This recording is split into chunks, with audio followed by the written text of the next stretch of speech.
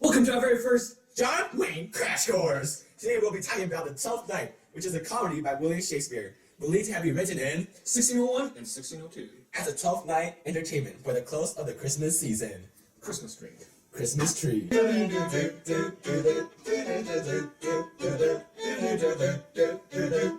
Act. Uno.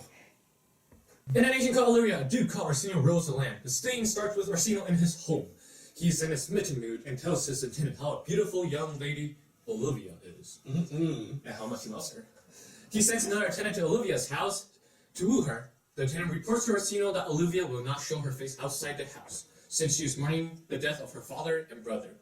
Nevertheless, the Duke Orsino is determined to win. Next, Viola, a lady of another land, and the captain of her ship arrives on the shore of Illyria under a shipwreck. She assumes that her beloved brother, Sebastian, has drowned.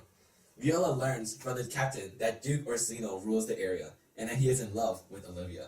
Viola decides to work for Orsino under the guise. Next, back at Olivia's house, her uncle Sir Toby Belch arrives drunk after a whole night of partying. Maria, Olivia's maid, tells how Olivia disapproves of his drinking lifestyle. Then they switch to the topic of Sir Andrew Oddcheek, who accompanies Sir Toby on various drinking occasions. Sir Andrew is seen by Maria as an idiot, and Sir Andrew also has Sir Toby's approval to marry Olivia. Sir Toby reassures Sir Andrew that Olivia will not marry anyone in her social class. Now we jump to Viola, who is disguised as Cesario, a eunuch, which is, by the way, a male, but she's a girl. So, she has been working for Duke Orsino for a long time now, and Duke Orsino really likes Viola. And he instructs Viola to go to Olivia and to grab her attention. But Viola's like, no, I can't do that, because she's actually liking Orsino. Next, Cesario arrives at Olivia's place, and Malvolio, Olivia's servant, couldn't get rid of him, because Cesario was following orders of Orsino and is very persistent. Olivia lets him in and is initially annoyed at him, and even more when she found out that Cesario came on behalf of Orsino. Orsino gave a romantic speech of how Orsino feels about Olivia, but Olivia doesn't care and wants Cesario to leave. After Cesario leaves, she tells Malvolio to give back a ring that he supposedly left her to symbolize Orsino's love. After she is alone, Olivia hints that she is in love with Cesario. Act. Dumps. On Act 2, we have invited two experts. Near the coast of Illyria, we meet Sebastian, the twin brother of Viola, and Antonio, who is helping Sebastian. Assuming that he has no family left, Sebastian plans to leave and wander aimlessly to Orsino's court. However, despite Sebastian's persistent decline, Antonio struggles to decide whether or not he should follow and help his friend, since he has many enemies in Orsino's court. At last, he decides to risk the danger and follow Sebastian. In scene 2, Viola is confused when Malvolio returns the Duke's ring from Olivia. She is confused because Viola did not give any ring from the Duke to Olivia. She hopes that time will straighten things out. A new scene opens and Sir Toby and Sir Andrew are drinking in Olivia's house. Malvolio enters and threatens that he will tell Olivia of their behavior. They obviously did not take him seriously, and instead challenges him to a duel. However, Maria has a better idea. They decide to play a practical joke on Malvolio by sending fake letters supposedly from Olivia to Malvolio, to make Malvolio think that Olivia is in love with him. the next day, Orsino talks to Cesario about love. Since Viola, aka Cesario, actually loves Orsino, Cesario says that her ideal woman is very similar to Orsino when asked upon. However, Orsino did not pick up the clues, and remarks that only a younger woman can keep man romantically satisfied for a long time. Meanwhile, Festy sings a sad love song and Orsino orders Cesario to tell Olivia his love for her. In the last scene of Act 2, we turn our focus back to Sir Toby, Sir Andrew, and Maria, who are about to play their joke on Malvolio. Sure enough, Malvolio finds the letters lying in the garden path and mistakes the handwriting of Maria's for Olivia's. The letter implies that Olivia is in love with this unknown beloved, and wishes that this man would show certain signs in return to her love. Malvolio obviously thinks it's him, and he vows to do all the things mentioned in the letter.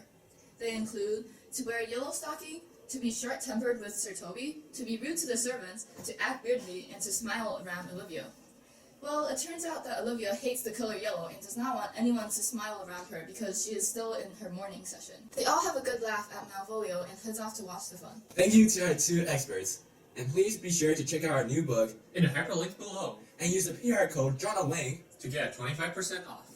Only available today. on Amazon.com. Act 3. Cesario goes finds Olivia on the behalf of Orsino to tell her his love for him. Olivia declines and later declares her love for Cesario. So Dopey, Belch, and Festi manipulate Sir Andrew Aguichi, making Andrew believe that Olivia is interested in him.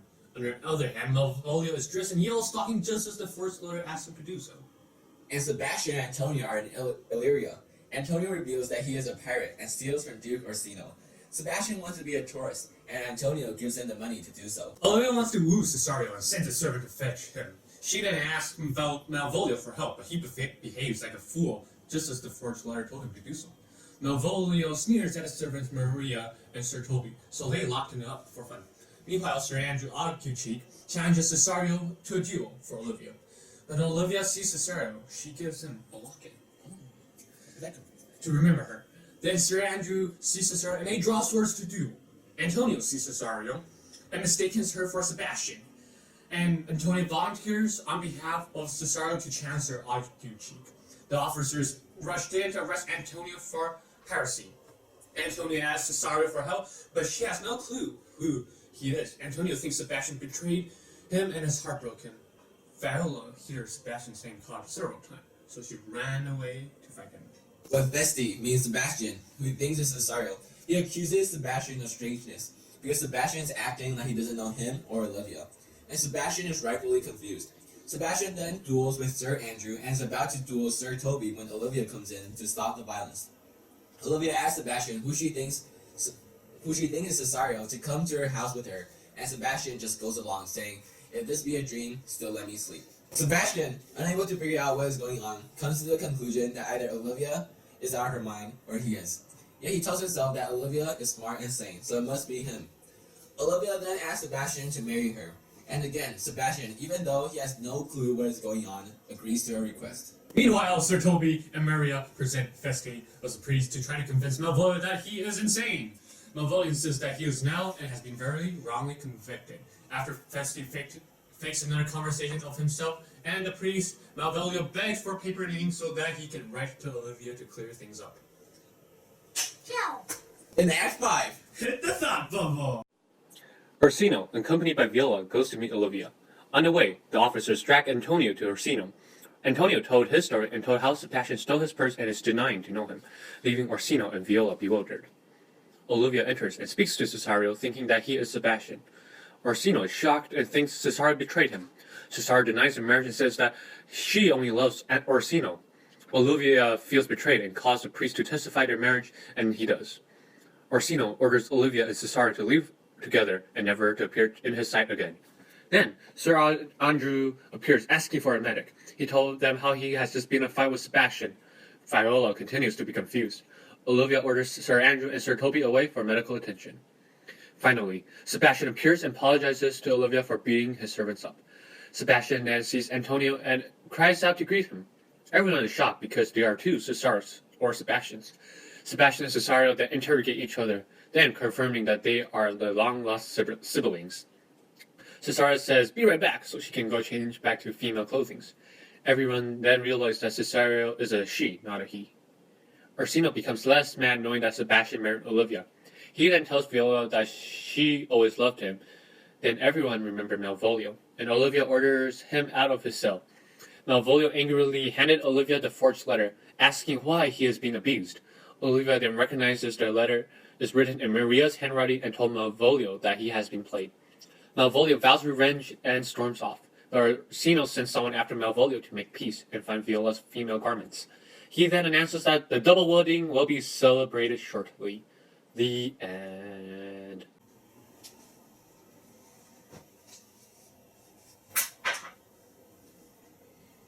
Alright, now that I have recapped, let's recap. Viola and her twin brother Sebastian have been shipwrecked off the coast of Illyria. Each believes that the other has been drowned. Viola disguises herself as a boy and, under the name of Cesario, enters the service of the Duke Orsino.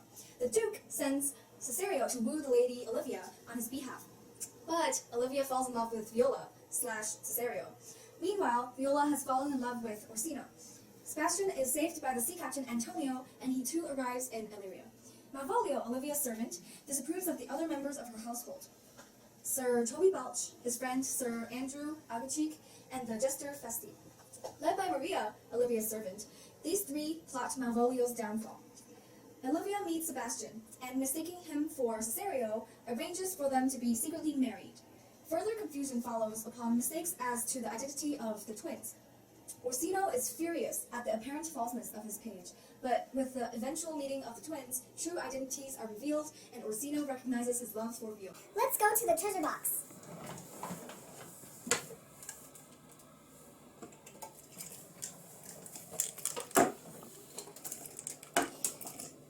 Today's theme is Love is Suffering.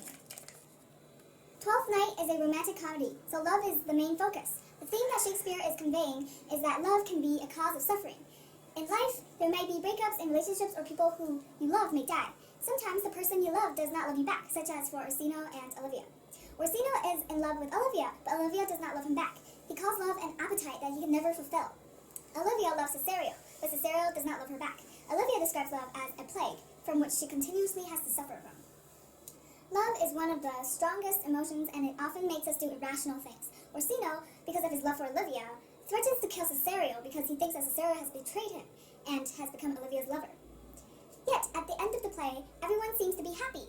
Maybe Shakespeare is trying to tell us that sometimes the pain one goes through in love will be rewarded in the end. For Orsino and Olivia, this is definitely the case, after Orsino marries Viola and Sebastian marries Olivia.